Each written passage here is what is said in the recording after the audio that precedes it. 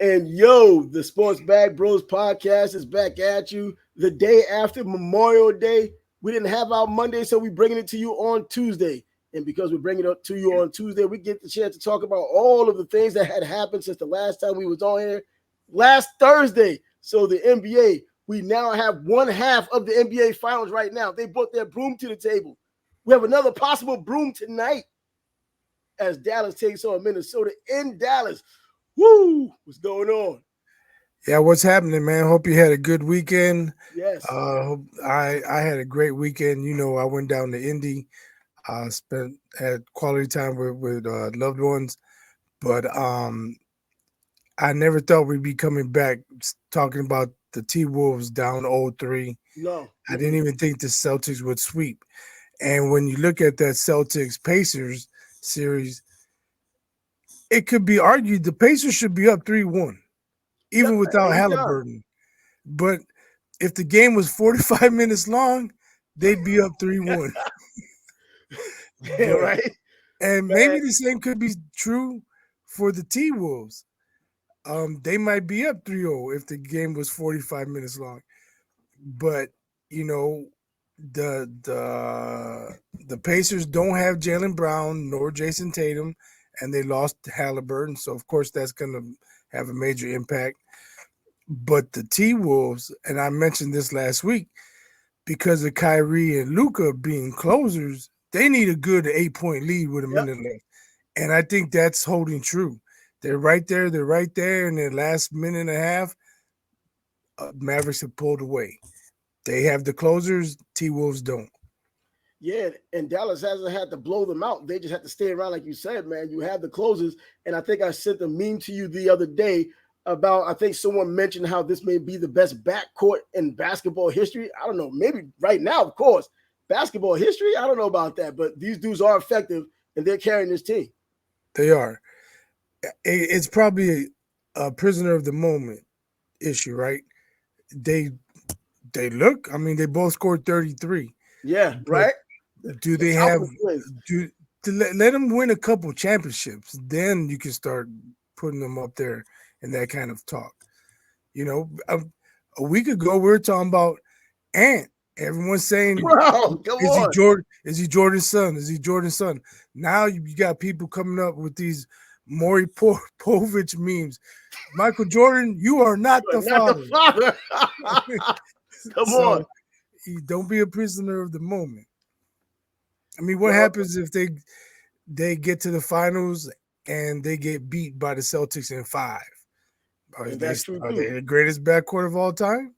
Well, I guess you know what the way people are now, they kind of compartmentalize and they do arguments of convenience. And maybe for this season, for this one season, if you just put them in that one season and you see how they played, they got to this point as a tandem, you could probably put them against other people who've been in backcourts in the past, for that one year, maybe didn't even go to a championship game, let alone win one. So, you could probably put it down like that, but it takes that You, team effort. But this team is led by the two guards that's absolutely showing you why they at least have an argument of being among the best backcourt in basketball. well, I still think it's early to put them up there. If you want to say they're the most offensively talented, or you want to say they're the most dynamic or the most explosive, dangerous, whatever adjective you want to use, okay, maybe we could all roll with that. But when you look at the all-time backcourts, I mean, Isaiah and Joe Dumars have back-to-back And titles. championships, yep. Listen, yeah, let's let them win one. Let them win one. And then you talk about Clay and Steph. They have four. I was about to say that, And Clay they and have Steph. two without KD. So, let them win one. And if they win two, all right, now they can start getting into conversations. I don't know if today is just new age fans or is it old school fans or all fans, at least the majority of them, when they come up with these comparisons with teams or players. Like right now, I saw a meme, or not even a meme. I saw an actual statement by someone saying, "Okay, now Luka has passed Larry Bird in terms of what being a better player." I mean, at this point, no, I just don't think so. And it's not even me hanging on to the past. Oh, legendary plays, you know how that is to kind of let it go. You hear these legendary names like MJ, Magic, Bird, and then you see these new guys coming along with a lot of talent as well, and you're thinking it's just not their time to be compared to these guys yet. People are already talking about Ant and MJ. Now we're talking about Luka surpassing Bird. I don't think that's the case right now. I don't either. I mean, what accomplishments does Luka have that you can hold to Larry Bird's None. accomplishments? I mean, for one As a season, player. As a player. yeah. For one season, you can say maybe he's played at a higher level, but one season doesn't make a career. Nope. Especially when you're talking about a guy who has multiple MVPs, multiple championships, and was the driving force of his teams. Which was a great team. He was Larry, the best player. That was Larry Bird, yeah. And he was the greatest player on arguably one of the top 2 or 3 best teams of all time, 1986, when Bill Walton was 6th man. Rest in peace, sir. Yeah, what about that? Bill Walton, you got to give him a shout out and the rest in peace, because Bill Walton is now gone. You know, I know people kind of mocks him a bit when he was playing because he always talked about the big man. You know, this is a game of big men. He would always say that, but now he's gone. And I think they made a caricature out of him, the younger players or people who watched him, because they hear what he had to say. They had no clue about his NBA career or even his collegiate career, which is arguably better than what he had done in the NBA. I mean, he could put his college career against anybody. Anyone.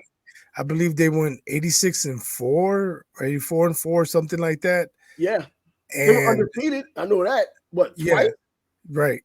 And he got 2 titles, went to the title game in the 3rd season. And against Memphis State, the title game, he went 21 for 22 and dropped 44. Yeah. That's without insane. A 3-point line. Yeah, whoever heard of anyone going 21 for 22 in a game? Maybe, you know, someone off the bench comes in, has a 4-game stretch where 4 out of 5, 5 for 5, you know, 5 for 7, something like that. But in the title game, the biggest game of all, he missed one shot. And destined for greatness, moves to the NBA, plays for the Trailblazers, wins a championship there, gets the MVP. I mean, then he moves on to the Celtics, wins the championship there. I mean, the Clippers also, then the Celtics, gets a championship there, not really pronounced in their team, but was a player on the team, got himself a championship anyway, not like Stacey King just hung out. Well, he was actually there. Well, he didn't just go along for the ride. He contributed. No, exactly. He didn't come along for the ride. No, he was 6th man of the year. Yeah, yep. So, man, it's, you know, I haven't heard of him in a while or heard from him in a while, but this is the guy you think about when you hear certain arguments being made on either ESPN, which I really don't watch. I watch it in clips, mostly on YouTube. I don't even watch ESPN like that. And then you think about what he would say, because, you know, when especially right now, they're talking about everyone else but the big man. He always stood for the big man because he was one. And, you know, it's that news. It was shocking. I didn't even know he had cancer. I didn't know it either. Now, of course, it's none of our business, but typically a guy like that who's of a larger than life to a degree in the NBA and someone who's prominent in the NBA, you would have thought when his son Luke Walton being out there, someone would have said something, but a privacy issue when it comes to the family. And rest in peace to Bill Walton. It's surprising, but a guy lived a full life even at 71. I tell you what, when he did games, I always enjoyed him. I always enjoyed him. He was entertaining. Told you like it was. Yes, very much so. He did a White Sox game a couple of years ago. I didn't know that part. Yeah, the White Sox were playing the Angels, and Steve Stone, he's usually on the broadcast. He wasn't, and he joined Jason Benetti. And you talk about entertaining. It was something to listen to, because you know, he kind of played that role like he didn't know much about baseball, but you know, he was very comical, you know. But that's a great shot right there. You know, his energy, very infectious and comical, and he brought that to almost every time. Probably every time.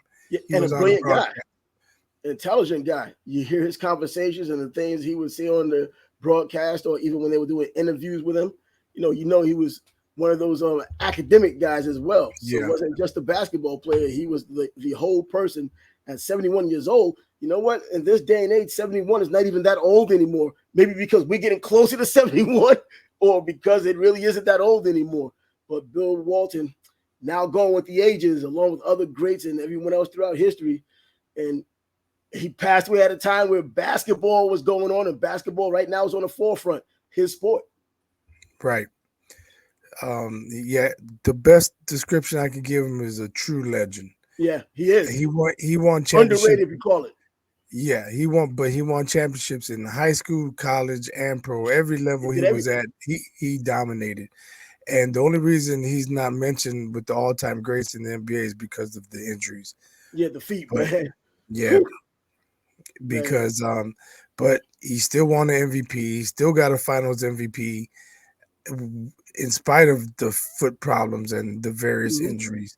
You know, I was watching the morning shows earlier, and Stephen A. talked about when he was on set with him in Bristol, between shots or during commercial breaks or whatever, he would have to lay down or stretch out. You know, his back would stiffen up, like he couldn't sit down.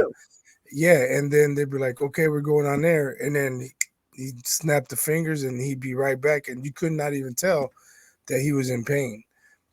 And that's the personality that he had. You know, he didn't want any sympathy or anyone feeling sorry for him. Yeah, you can tell. But he did what he had to do to get through, and then the lights on. Okay, I'm on. I'm back. And he never gave any indication that he was in pain. That's a man's man right there. Absolutely. I mean, and basketball was different back when he had played as well. You know, people call it soft right now. They talk about how hard the 90s were. It was even worse when he was playing. These were thugs and outlaws, man. Come on. That's who those guys were back then. And that was the Trailblazers' one and only championship with him leading the way. Dr. Jack Ramsey was coaching the team. His first year at that. So, man, it's shocking.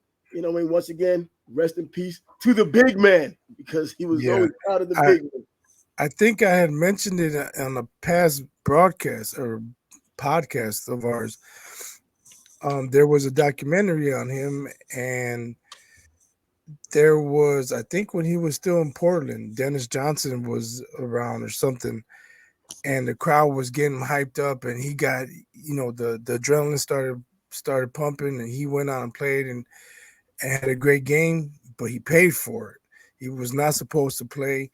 He aggravated his injuries worse, and it really hurt his health going forward. So fast forward years later, he's in Boston, and the crowd's hyped up, and DJ sees Bill Walton. He's not supposed to play, but he's starting to get that look in his eyes. And he says, DJ came to me, says, "Bill, don't do it again, man. Don't do it again." And he's like, "But if DJ didn't stop me, I'd have been out there. Who knows what would have happened." And that's true, man. And that foot injury, I hear about how his foot split, the bone split in his foot. We talked about the pain from that. And, you know, it reminds me now of a more modern day player, and Dirk Nowitzki, who's living with a lot of the same things. He talks about how he should not have played as long as he had, including the championship season, because his feet are so bad right now.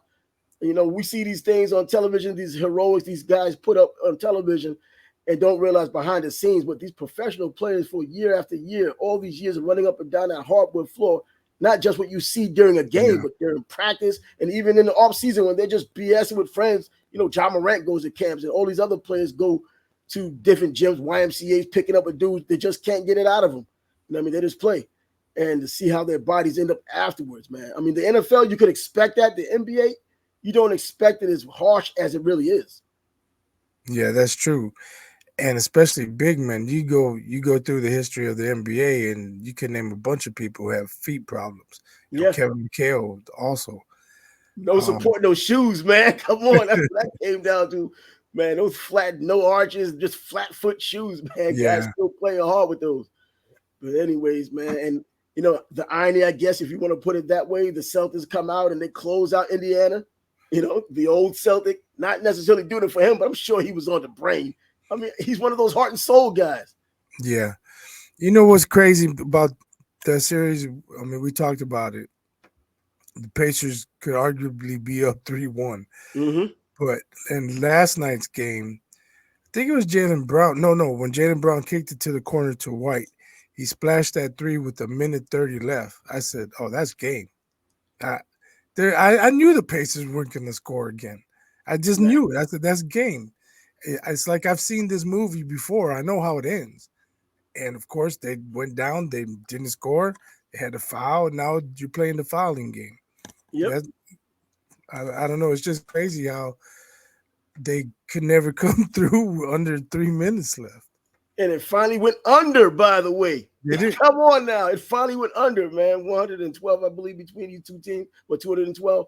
But anyways, yeah, now the Celtics end up getting the sweep. There's an opportunity for Dallas to sweep tonight as well.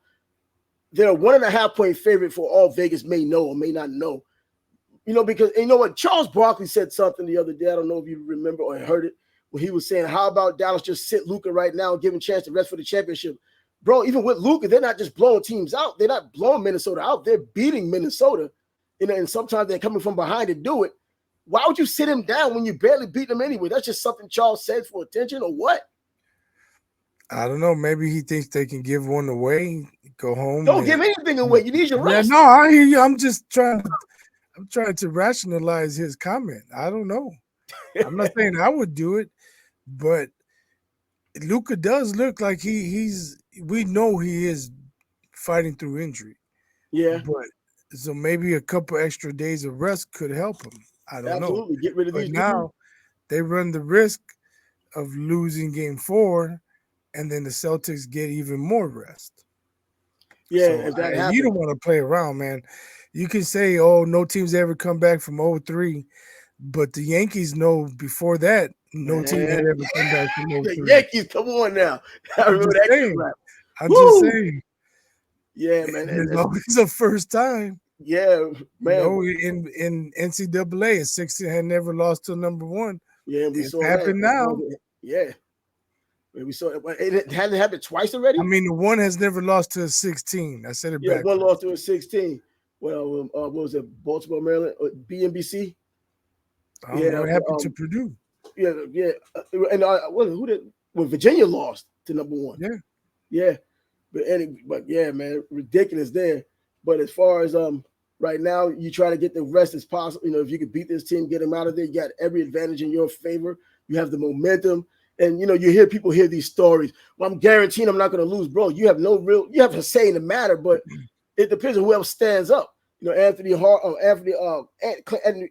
Edwards saying that he's going to come in. He's going to really be more aggressive. He said that before last game. Bro, he's not throwing those 40-point games up like he was doing earlier in past series. When he was up there with the legendary players doing it. Now he's not being average, but he's not up there with the average he had set. Right.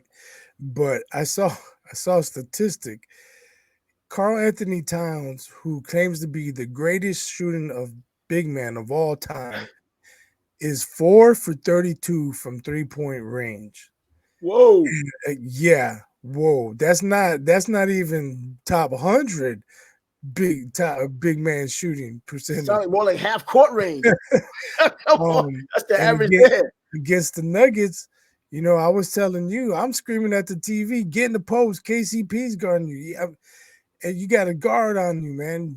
Christian Braun's on you. Get your ass in the post. You're shooting 4 for 32. And I know shooters shoot. But, bro, I don't think you're a shooter. Get your ass in the post. He thinks he is. And this NBA now, when you have 7'3" guys, well, you can argue. Hitting threes. You can argue with that shooting percentage. He shot them out of games. Yeah, and that's true, absolutely. And for them to rely on that, I don't know if they're relying on if he's doing his own thing. He's at a time now where he can just call his own shot. But Ant needs to get it going because as that team goes, it goes with him. He'll probably shoot 6 for 9 from 3-point range today and make me look stupid. But whatever, I still think I can understand if you're wide open. Take a few here and there. But 4 for 32, that means you're just chucking and chucking and chucking and chucking. Trying to get his confidence back, you think? At some point, here's the thing. Shooters know, man, my shot's off. I got to find other ways to score. Get fouled. Get to the free throw line. Start getting to the cup. Make layups. And oftentimes, they talk about it on all the broadcasts. You just want to see the ball go through the hoop. So if you go to the free throw line, maybe it's just a matter of, free throws are so repetitive, you have the same form. Maybe you get your stroke back without even knowing it. You get your 2 shots, and now you got your stroke back without even thinking about it. So Yeah. now shots start falling because you got your stroke back. But if you're just chucking and chucking and chucking, you're not going to the free throw line, you're not getting layups. Um, you got to make a change, man. Especially if you're 7'1". It's not Yeah, like right. Hitting the post. he's a guard Make a living. 6'3". Not like Klay Thompson. What's Klay Thompson's options? Man, my shots are just off. But Klay is a shooter, so he has to keep shooting. Carl Anthony Towns. I mean, he's not a shooter. Come on, man. He's just not. Well, for his size, and now he hurt it so much, and he believes it in his head. He thinks he can shoot himself out of a slump, and it's detrimental to his team because now they're down 3-0 against a team that's at home. Man, I don't know if this is a lot like the Denver series, man. I think that Dallas should be able to close it out. I mean, all conventional wisdom says they should be able to close it out tonight. Vegas is saying otherwise with 1.5 points. I know they're doing it for the betting side of it, but it's up there for a reason. I mean, I wouldn't be surprised if Minnesota won and had gone back home. All I know is that if you want a live bet and the game is within 3 points either way with 4 minutes to go with Dallas. Take the Mavericks. Yeah. Take the Mavericks. The closers. Bet the ranch is going to happen because they got 2 guys who can close. And at this point, it looks like T-Wolves have nobody who can close. Man, with that yesterday, I think it started off at 221.5, the live line. I mean, well, the regular line, but then it kind of moved from there. It dropped, but it went up to 224. I thought I had a nice one. I jumped on it at 223. That joint comes out on the under. Well, I had to take the L on that one, but that's how it goes down. Well, that's what we talk about tonight, though. This game is going to decide who's going to the other half and joining the Celtics in the NBA Finals. And what do you think about a finals between the Celtics and either one of them, Minnesota or Dallas? Can it be exciting or what? It can be exciting, of course, especially if Porzingis comes back. He'll add another dimension to that offense. But I want to wait and see what happens tonight. Excuse me. Yeah. I think T-Wolves got a lot of pride. And for some reason, like they get out to 8-10 point leads, but then they can't hold them. Maybe the closers again. Well, you got to learn to be a closer at some point. No, but they've had double-digit leads in the second quarter, and then by halftime it's down to 4. If they can keep it double digits going into the half, and then extend it maybe out to 15, they'll have a much better chance, obviously. But that's their game. That's their mojo. We dominate defensively. If they get a 15-point lead, okay, now we're going to shut you down, and they get turnovers, and it makes things easier on the offensive end. When it's a 4-point game, their offense seems to get stagnant. Ant's not getting his 35, 40 like he normally does. He's shooting poorly. Cat's shooting poorly. Gobert's offensive liability for the most part. Yep. He can get alley-oops and putbacks, but other than that, he's not going to hit a jumper except for that crazy fluke against the Nuggets. That's exactly what it was. But, I mean, that's his one fluke he got for the playoffs, right? That ain't happening again. So, and I don't see McDaniel stepping up. So I don't see them having a guy who's going to take them over the top. They got to have a big lead and play the free throw game going down the stretch. Well, you mentioned how Luke is playing injured right now, but he's just fighting through it. Do you think this might be the game where he hits that threshold to where the injuries do show up and he kind of slows down physically because of the injuries? And then you leave it up to Kyrie because Kyrie said this is the first time in his NBA career he's in a city where he feels at peace. He's been playing like he feels at peace. Just a few games ago, I'm thinking that, okay, it kind of passed him by. And this guy's showing up like the old line he used to be. Let me say one thing about Kyrie. They say he's 14-0 in closeout games. Did he say That's that? bullshit. That is utter bullshit. He's never lost a playoff series. He's won the championship every year of his career. It's impossible to be 14-0 in closeout games. But let's move the goalposts. When his team has a closeout, they're undefeated. Fuck out of here, man. Closeout games are closeout games. If you're down 3-0 and you get swept, that's a closeout game you lost. Yep. If you're Bye-bye. down, if you're down 3-2, you lose game 6. That's a closeout game you lost. He's not undefeated in closeout games. Wait, he said that? Fuck out of here. No, he didn't say it. That's what they're saying about him. Oh, I don't know where they get it from, man. Nobody's undefeated in closeout creative games. stats. That's what it is. Nobody's undefeated in closeout games. Maybe Big Shot Bob. I don't know. But you know what? Oh, well, I didn't know anything about anyone saying anything like that, but they've been saying that.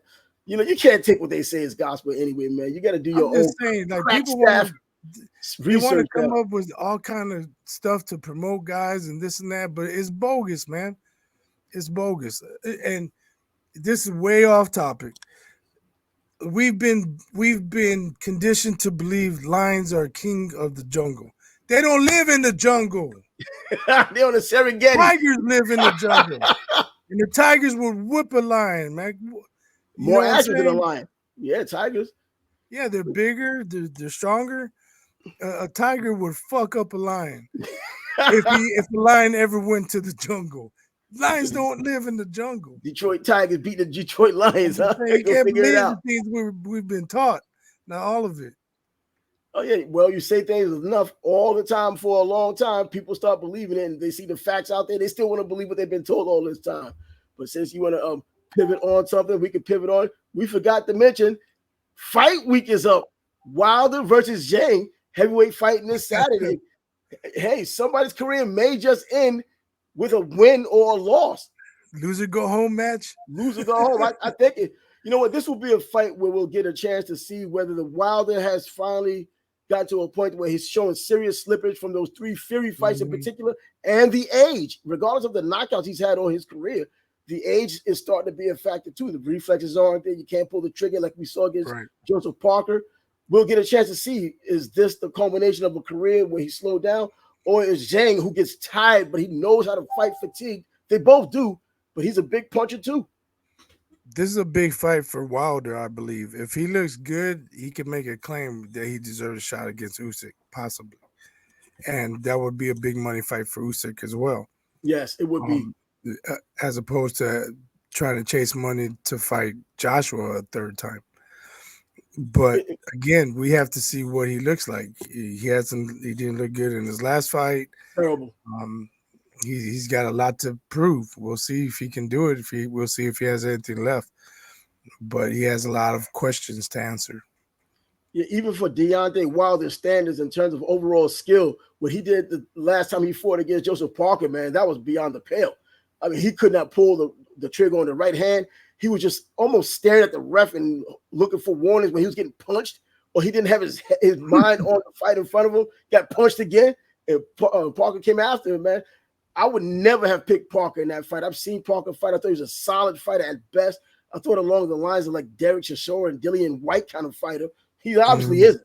And I saw the fight that he had against Andy Ruiz when they robbed Andy Ruiz, I believe, down there in Australia over that fight. He didn't show me much in that fight. Exactly. That's what I'm looking at. But hey, he there is a second part of your career where you just finally things come together. You're in your prime and you can make things happen. Maybe while he's going up on the escalator, Deontay Wilder's coming down and he caught him and he made him look bad and he beat him decisively, fair and square, all the above. Now Deontay Wilder has to show that he still has something. The one thing that because we didn't get to see it against Robert Helenius because it was such a short fight.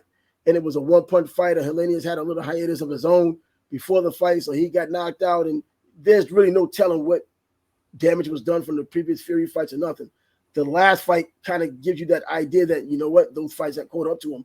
Now against Zhang, with both guys, Zhang isn't terribly skilled himself, but he's more skilled than Wilder, but that's relative. It's just we're looking for the big punch. We're not looking for decisions with these two guys. Yeah. You say he couldn't pull the trigger. Could it be he's gun shy? I mean, he did take a brutal beating, 2 brutal beatings from Fury. Yeah. And, when you get that fight pounded out of you, there's always going to be some doubt in your head now. But, what's crazy? We got shenanigans going on already. I saw Usyk's begging the IBF to not strip him. They're trying to force him to fight the mandatory. He just barely won a week ago or a couple of weeks ago. That's how they do it. Come on, man. That's how they do it. Full of crap. It's just ridiculous. So for the first time in 25 years, We get an we have an undisputed champ. We're undisputed trying to take champ, it. and it's not gonna even last a month. Please, ridiculous. Don't they, I thought these fighters could ask for passes from these sanctioning bodies. You know what I mean? Let me just fight this guy I first. believe They can he do said that. he's going to ask for one, but Come on, man. I mean, respect this guy. I know it's about the money with them and about the money with all of them, but respect him enough to do what he had done, coming up from cruiserweight and becoming the undisputed champion for the first time in 25 years. That means something in boxing, man. We know who the champ is right now. You know what I mean? We don't get a chance to say that anymore. We talk about world champs. We know who the champ is, and they're talking about taking away one of his belts and then putting it out there in the ether for what, Jared Anderson and with Frank Sanchez to go after it? Yeah, but it makes you, or it confirms that it's political. Oh, it's always political. Why has Canelo been allowed to hold all his belts when he hasn't fought any of his mandatories? He keeps getting around these mandatories. He's picking the guys he wants to fight. If these mandatories aren't going to bring the money, he picks the guy that he thinks is going to make the most money. He gets in there with him. We as fans complain, moan, and groan about it, but the organizations, especially Suleiman, allows him to do what he wants. Yeah, it's bogus. Yep. But that's the big fight that's coming up this weekend. Another heavyweight fight with some championship implications for the winner. You know what I mean? The loser depends on how they lose. Now, if it's one of these BS decisions, which I don't think this fight should go to decision, they're both as far as athletic as Deontay Wilder is, his speed he doesn't have a lot of speed. He doesn't show a lot of speed, at least. You know, moving around wise, they keep talking about him being an athlete. He's more built like an athlete than he is fighting like an athlete. He relies so much on that right hand, and you know, and rightfully so. On the other hand, Zhang, man, from his days when he fought Anthony Joshua, I believe, in the Olympics until now, he showed some improvement, but his skill set isn't that great. Now, beating up on not Dubois, but beating up on the guy who beat Dubois, I forgot his name. It just blew my freaking mind. The heavyweight that he had beaten up and knocked out, the one who should take a lot of damn punishment and was proud of it until he was knocked out because he took a lot of punishment. But anyways, he's standing in to get hit all the time. He's easy to hit, and Zhang was sat there and hit him. And he's a big puncher anyway. You're gonna go down. Joyce, that's who it was, Joyce. But anyways, whoever wins this fight, once again, has a legitimate argument for a championship before the young guys start really crying about their opportunities getting a championship. Yeah, I'm not too hype about this fight. I'm not sure if I'll watch it. No, neither am I. It's a big opportunity. Yeah, it's a good opportunity for both guys and a good chance for fans to see exactly where both of them stand. I like Jim because he's tough, but after 6 rounds, this guy's exhausted, but he's proven he can still fight effectively even after the 6th round when he's just, man, he should have heart failure in the freaking 8th based on how tired he is. But he's still able to fight through it. And sometimes he gets the KO. So, yeah, he's a big puncher. But Deontay Wilder, come on, he's the marquee guy. He's the one with that lightning and thunder in his one hand. And as you know in boxing, man, the punch is the last thing that goes on a fighter. So if everything else has gone, if you haven't touched his chin, you can still land that blow in the right time and we'll get a result or should get a result. We'll see. I kind of like Wilder. There's not a lot of heavyweights out there to like, you know, to be fans of in the first place. But Wilder, like I always like Wilder better than Joshua. So I hope he wins. I hope it looks good, but that remains to be seen. Initially, I've always picked AJ over Wilder. When everybody was undefeated, I picked AJ over Wilder. And as time went on, I was like, man. And even, I'm not going to say after the Ruiz fight, but even after the Ruiz fight, I was like, you know what? I think if he got his head straight, he could probably beat Wilder. I got off that bandwagon, but now I'm back on the bandwagon. It's not that I dislike AJ. I think that he's one of these few fighters who's able to listen to direction. And with these new trainers coming in, Derek James being the latest of them, he's listening, and you can see him try to carry it out inside the ring. Now, it could be one thing by saying, but look who he's fighting. The point is that still he gets hit in those fights, and he's not reverting back to old habits. He's still trying to force feed the freaking game plan that he learned from the new coach or trainer and trying to execute and get the win. He listens. He's disciplined enough to win. I think he's a different kind of fighter now than he was just 3 fights ago. So, yeah, if they end up meeting each other right now, I think AJ might be another one who has gotten their second win. And if he meets Deontay Wilder, if Wilder wins this, it may be he's on the one that's still on the way down because of those previous Fury fights. But we're yet to be seen. We'll get a chance to see it on Saturday or just hear about it and see it a little later, but talk about it on Monday. Yo, have you been keeping up with college football? I mean, college football. Well, only that EA is coming out with the college football game this year. Yeah, EA's coming out with that game. But even that Jaden Rashada, the quarterback who once went to Miami, then he went to Florida because they so-called had a $13+ million NLI deal. And then he ended up going to his father's alma mater, which is Arizona State. And now he's at Georgia. And now he's suing Coach Napier at freaking Florida because the people they backed out of the deal. This is a mess. This is what NIL has now presented. And now with that lawsuit that just happened to where I think over $2 billion the NCAA is going to have to pay out. Now, there's going to be appeals, and they got to get answers from the judge who had just made the ruling. But, man, $2+ billion is going to change the complexion of what college football is even more so than what NIL has done. This is effectively is going to make, if it does go through that $2+ billion lawsuit, it's going to allow schools, not just the boosters going out there telling you about an NIL deal.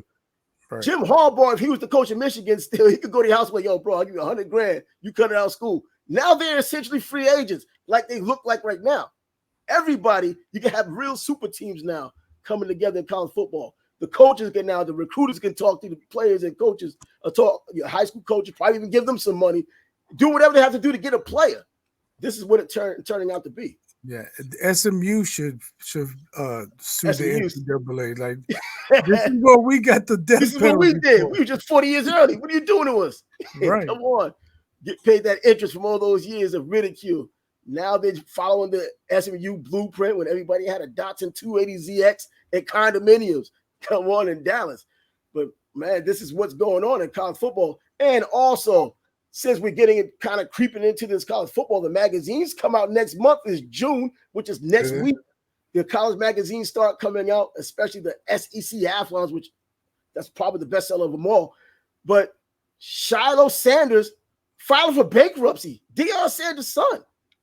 What? Yeah. Bro, what is going on here? Things aren't always as they seem. When you think someone's making a bank and doing all this and that, you see in the Instagram, you looking at the Facebook, you see social media flossing. My man, he just ask Shador to help him out instead of fighting for bankruptcy? Because he might be next. We don't know what's really going on. We see the end result, which we believe is the end result. Well, I can't believe Deion would allow them to just go out there and spend, and you know what I mean. I don't know. I mean, the fact that he's actually filed for bankruptcy kind of blew me away. I was like, wait a minute. I had to take a second look at it. Shiloh Sanders, I know he's not Shador, the one with the alleged promised NFL career, but he's a guy who's going to the NFL as well, been a solid draft pick. But, man, he's behind on payments apparently, and bankruptcy is the only way out of it that they see right now. It's public, so that kills your image. Everybody's going to make the memes and all that just for, Deion's going to get the brunt of the memes because of his son's bankruptcy. But, man, that's something insane. And now that's college football is going to start percolating a little bit, but the NFL is getting up right now. The number 1 pick overall, your guy, Caleb Williams, coming out of USC, number 1 pick for the Chicago Bears. They revamped the entire offense seemingly for him and not Justin Fields down in Pittsburgh. What's going on here, man? So there's been reports that the offense has been struggling. It's OTAs, but they're saying in the red zone, especially, the offense has struggled. I don't know. I haven't seen any highlights or lowlights, if you will. But again, we're still in May. But I think maybe people are expecting, expectations are high. And right now, it doesn't seem like the Bears' offense is living up to those expectations.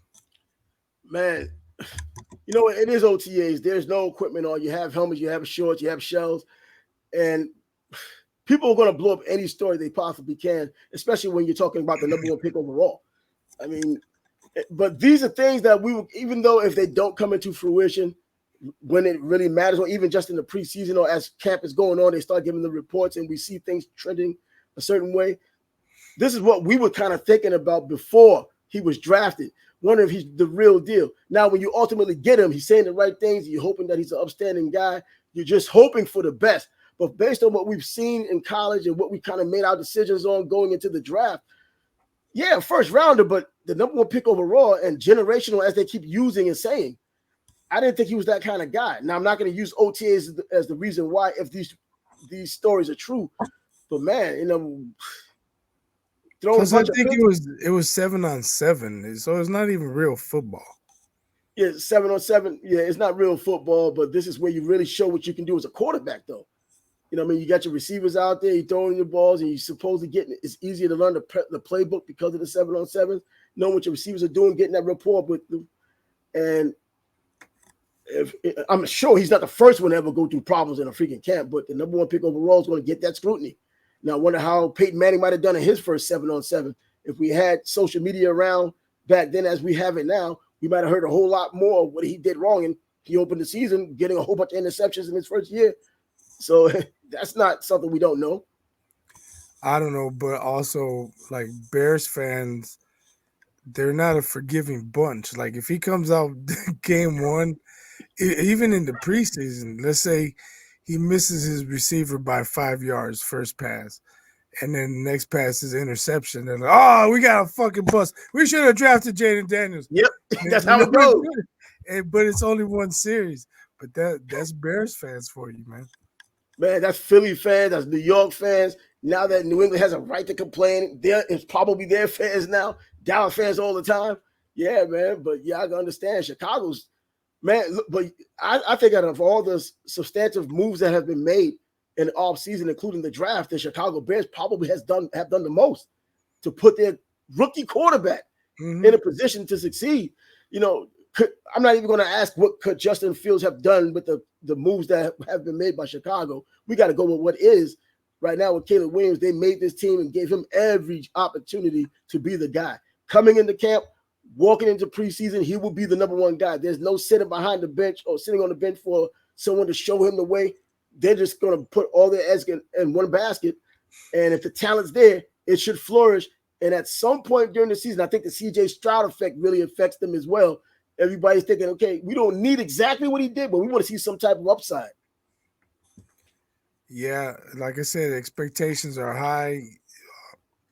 I can't remember who they opened up with. I should know this. I just can't remember it. Are you going to try to make any of the training camps? No, I don't do football preseason. You know that. Yeah. I mean, I go to the training camps, man. When the Jets. I went to one the Hofstra, man, checking out them Jets years ago. I went to family night with the Giants. I went to family night one time, like 10, 12 years ago, and I mean, I had a good time, but it was so strange to me, you know. The punt returner broke one and took it to the house, and people are going crazy. I'm like, you do know that's our defense. I mean, punters are gonna be giving that's our defense. They just gave up a punt return. I'm like, yo, I don't know what you guys are cheering for. Yeah, I guess I just view things differently than most, but I think they're just so ready for football, man. I think after all these years, and now I think it's a little less now because you have so many outlets that have football, whether it's ESPN showing more football than they should, or the NFL Network itself just showing so many reruns of football. You don't get a chance to miss it as much as you used to miss it back in the day when those outlets weren't around showing so much coverage. And I can see why when you see something in camp, when someone makes it, even against your own team, like, yo, he broke 100 yards against my own team, and you cheering, and you don't realize, man, there's another team that got a better player that might do that a couple of times in this one game. Well, let me just say, it wasn't Devin Hester. He was out of town already. If it was Devin Hester, then I'd be like, yo, yeah, that boy's bad. Obviously. Devin Hester, bro. But it wasn't Devin. And when the season started, I don't recall any punt returns for touchdowns. So, well, when Devin was there, it's almost guaranteed. That dude did it in practice, not during the game. And then luckily, no other team had done it in the game either with their punter. Most likely, it didn't happen because I didn't see the highlight of that.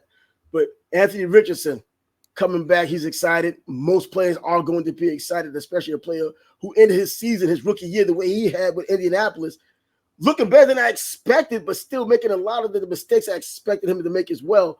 running the ball too much when he probably should have been throwing it. If that's his game, though, it's going to be hard to get him to change, right? I mean, Bro, for your health, you need to change. You know what happened.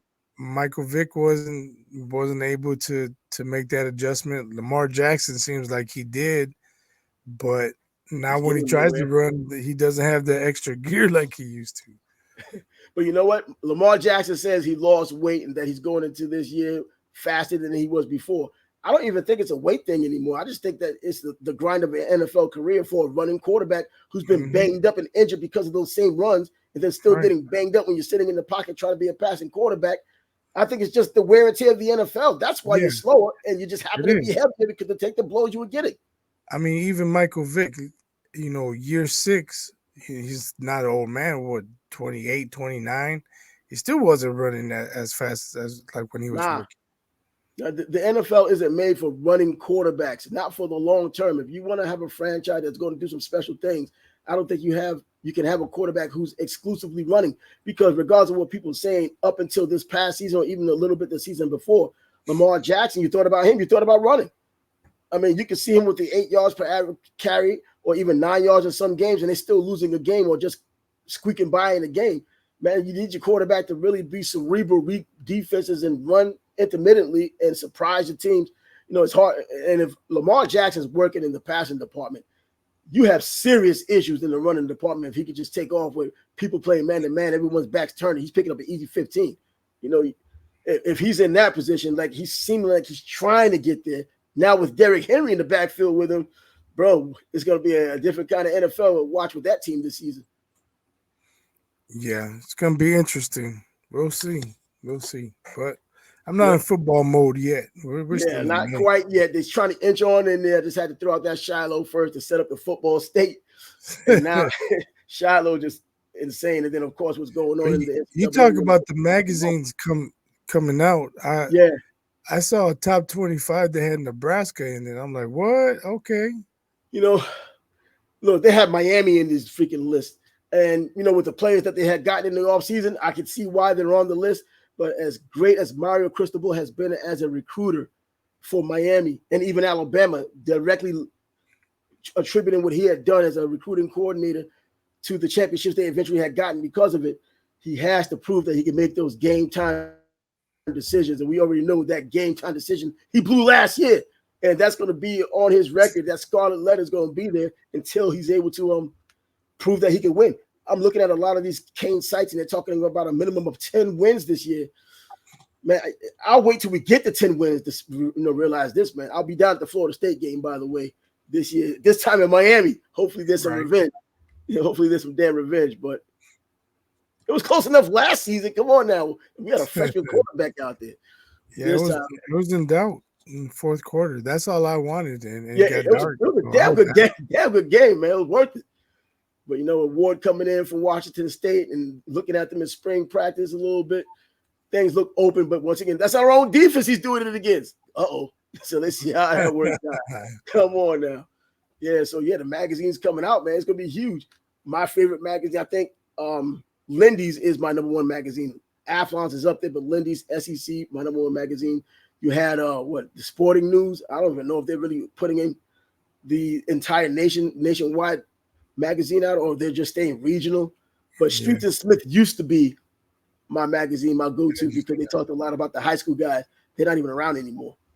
I don't even go to the magazine section anymore. It's been years. Yeah. But I used to be a subscriber to Rivals, so I could get all my information on rivals.com. Yeah, Rivals was the thing back then, man. And then you had the insiders.com, which turned to scout.com. Now everybody's jumping in on it, man. I have an affinity for Rivals because I threw a combine here back in 2002. And that's back when there weren't too many combines going on like they are right now. I did it here in Jacksonville, and I did it for the Northeast Florida area, at least the Jacksonville surrounding areas. And there wasn't anything going on at the time. So my friend Brent Beard at the time was writing for South Carolina. He got that put on the front page of Rivals. I had coaches from around the country calling me, asking about the results of that combine. It was insane, man. Was it Bill Dietrich? Was with Lou Holtz? He calls up. I'm like, bro, that I had this coach from Fort Lewis College in Durango, Colorado, called up like freaking 12 o'clock at night. I'm like, yo, bro, what is going on here? But hey, it was cool, man. But Rivals.com, man. And it's less political now than it used to be because of years ago, there was a player that I had dealt with. He wasn't ranked at all. And I called one of the guys from the Insiders.com and spoke to him and sent him a video. In 2 weeks, he was a 3-star quarterback, bruh. Now, talent-wise, I think he was a 3-star quarterback, but to make it happen that quick and you didn't even know this was a 3-star quarterback to start with, bro, there's a problem. But it's a little better now. There's too many eyes on people to tell you what's right and what's wrong. No one's completely right, but you need more knowledgeable people out there who could decipher this juggle of talent and athleticism and deciding which schools will play against which schools to where that talent actually matters. But anyway, that's the spiel. Baseball going on, man. Come on now.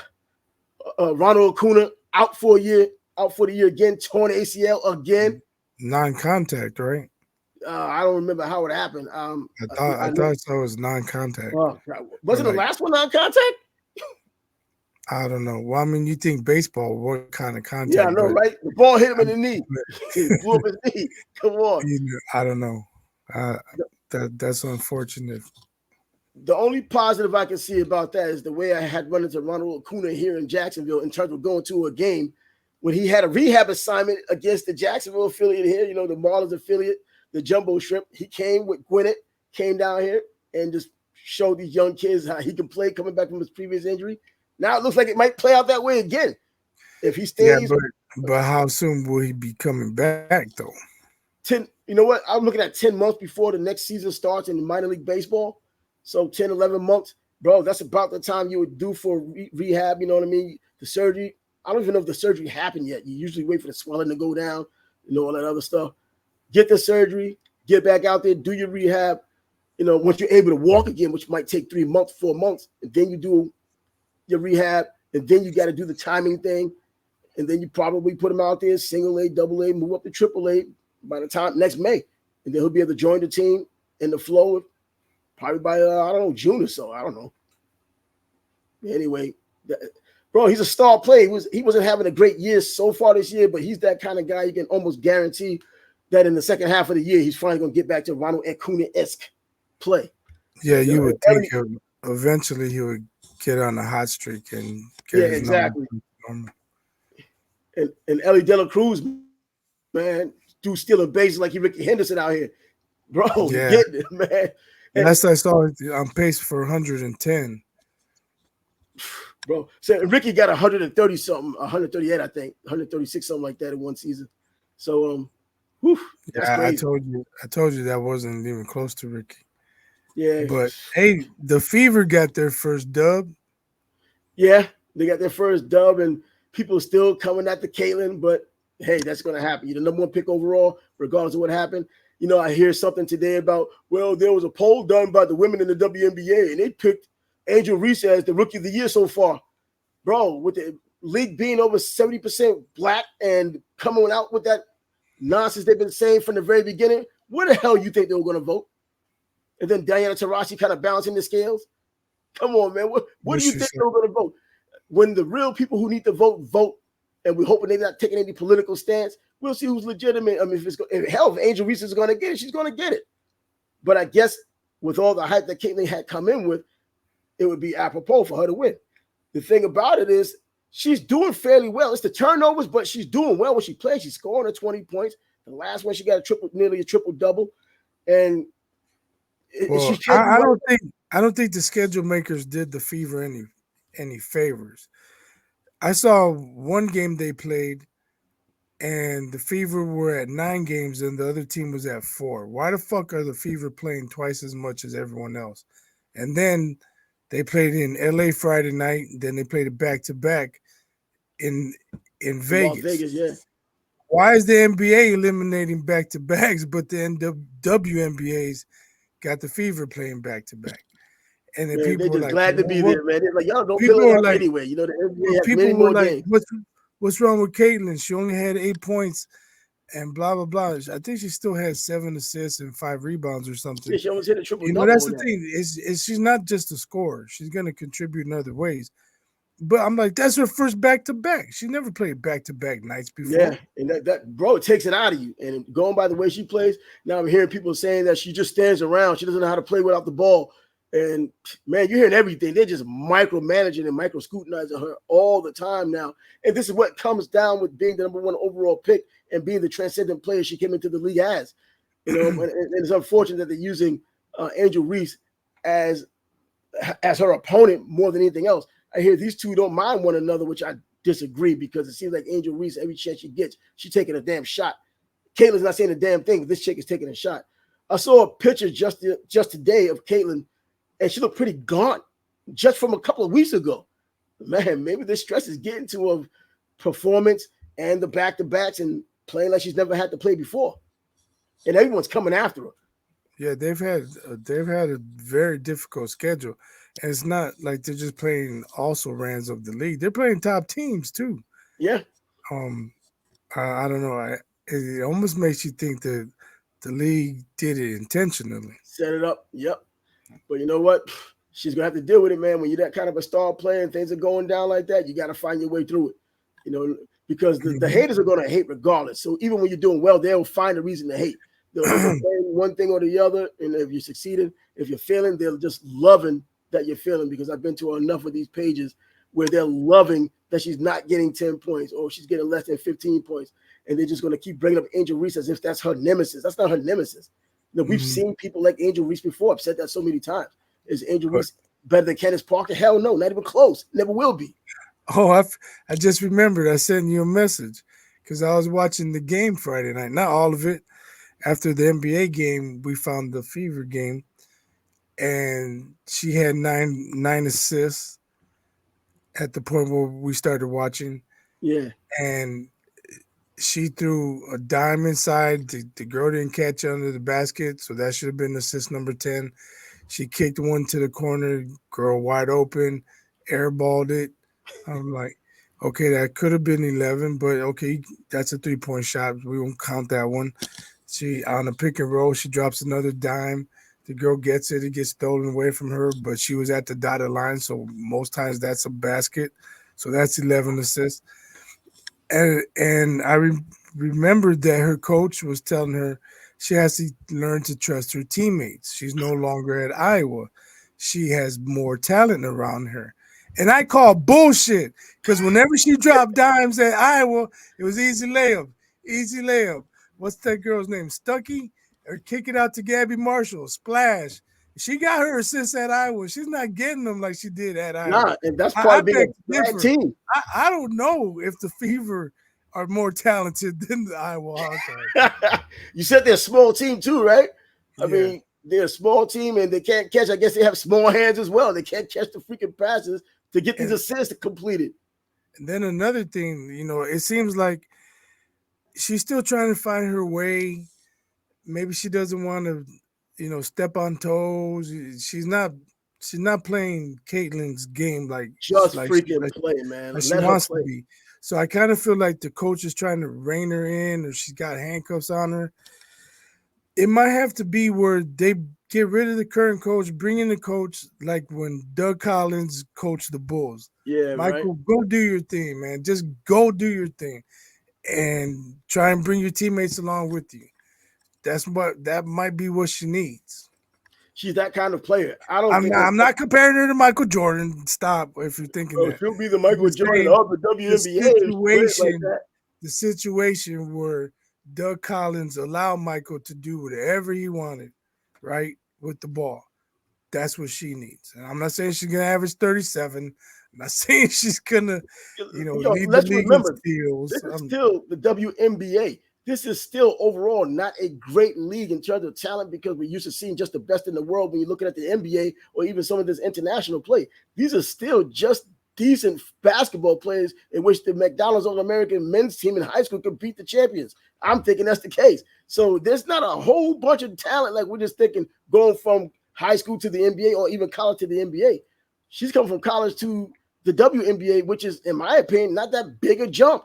Now, when everybody's targeting you, and even the refs might be in and on it, there may be some issues to where you can't dominate the way you used to, but you're going to have to find a damn way. Great players find a way, And I think she ultimately, once she figures this out and her teammates come along for the ride and catch the freaking ball on these assists, things will be better.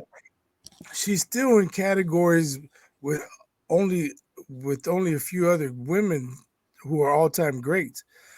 I believe it was 100 points and 50 assists after like 5 first 2 games games or after 6 something games. like that, 5 games. Yeah, and Diana Taurasi wasn't on that list. So the she can the hate all biggest she wants. out there. I keep seeing these accomplishments that don't include Diana Taurasi. And I thought she was going to be not necessarily transcendent, but definitely blending into the WNBA. And she did play well, but she hasn't had that career that Caitlin's expected to have, and she's not doing things that Caitlin's doing immediately. And if Indiana's organization is worth a damn, they'll bring in even more talent and maybe even free agents come in, and it'll be easier to play with Caitlin and for Caitlin to play her game. But that's not going to happen until after the season. So she has work to get done right now. I'm not looking at it as her and Angel Reese. I'm looking at it as her being the transcendent player she is and the way people are looking at the WNBA right now. And she's going to have to carry the torch. And the other people don't like it. They're working against her. And the organization overall might be working against her. But you got to stand up on your feet. Make it happen. That's true. So hopefully things get better. You mentioned the referees. We talked about it last week. Yeah. You get smacked in the head. She gets fouled. No calls. No call. Just call the fouls. Don't give her calls. Just call the ones that occur. Yeah, Angel Reese got clothesline. I think they're doing an investigation on that. Bro, really? Seriously? Come on. Yeah. But to her credit, I give Angel Reese credit. She's like, they're not supposed to be nice to me. I'm a rookie. Exactly. That's what she said. But this whole dynamic of how we're even looking at these players and covering them is just different than what it would normally be. The fact that you're looking at the WNBA, but you're only looking at it to cause chaos instead of just watching the game. And then you look at the factions of people that are causing the chaos. Hey, I choose to follow what Caitlin is doing because that's the reason why I'm even watching to begin with, because she was that type of player. That's the reason why the ratings have gone up as high as they have. I've seen players already dropping 25 and 30 points already. They're still not people know about outside of the WNBA. You still know about Caitlin and even Angel Reese. And you go into the score, you go into the box score after each game or during their games if you're not in their market. Well, I wholeheartedly believe that Caitlin Clark could have broken the all-time scoring record. But if she wasn't shooting the logo threes and shooting 8 for 12 or, getting 42 with 9 3-pointers, she would not have gotten all the attention she got. She would not have gotten my attention. I'll tell you that right now. She was just doing amazing. She was doing things that hadn't been seen before. We've seen Cheryl Miller drop 50, 55, 60. Cheryl Miller's still the best. But she wasn't shooting from damn near half court. Oh, no, that wasn't her game. And that's the difference. But that's the difference. Yeah. Caitlin Clark was doing things that no other woman had done before, shooting from the logo, shooting from 35, from 30, and making them consistently.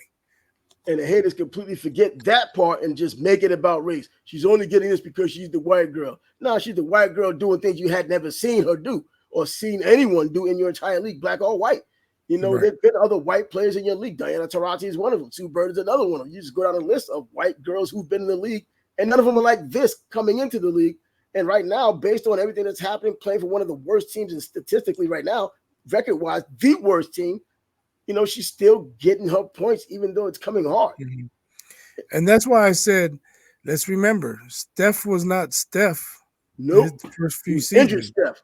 Right. So, let's give her some time. Again, she's trying to find her way. I don't think she has that personality where she's like, I'm the damn woman. Give me the ball. You know what I mean? She wants to be liked by her teammates. She wants to be a good teammate. I hear she cursed at refs. Somebody put that in one of the groups. She curses at refs. How outstanding is that? Call the foul. Yeah, because she got fouled. She's saying call the foul. She might have said, yeah, exactly. Right, foul. Well, I know how the culture acts and behaves, so I'm not surprised. Come on. But anyways, that's going to put a lid on this until Thursday. It's just one day. Tomorrow, Wednesday, then we come back on Thursday. And I reached out to Bosco to see if he wants to join me tomorrow so he can do his things on the ones and twos. Oh, you know what? Yeah, he owes you, man. He didn't reply. We'll see. He still owes you, whether he replies now or later. Come on, man. You played you last time. You tried to come up and put the music down and didn't do it. But yeah, this Thursday it's popping. By then, we should either know if the other half of the NBA is going to be heading to the finals, or if Minnesota gave himself another life to live. They get to go home or end up in General Hospital. Life to live. But anyway, we'll see how that works out. We'll get a chance to see and talk about that on Thursday. And in between time, as things have always gone, something is going to happen between now and then anyway. Give us more to talk about, and we'll be another step closer to the big fight on Saturday. We're not looking forward to it completely, but it is a big fight nonetheless. Huh? Big fight. Yeah. Well, you know what? Yeah, God, dog. The big punches in the fight that's coming up on Saturday. You know, and we didn't even get a chance to talk about Josh Taylor and Jack Catterall, which turned out to be a damn good fight in the rematch. I like the fight, man, and the scorecards were ridiculous. Bob Arum had to step out, but Catterall, the right guy, did win the fight. So with that being said, he's biased. I'm Trav. The Sports Bag Bros podcast will be back at you on Thursday. But until then, deuces.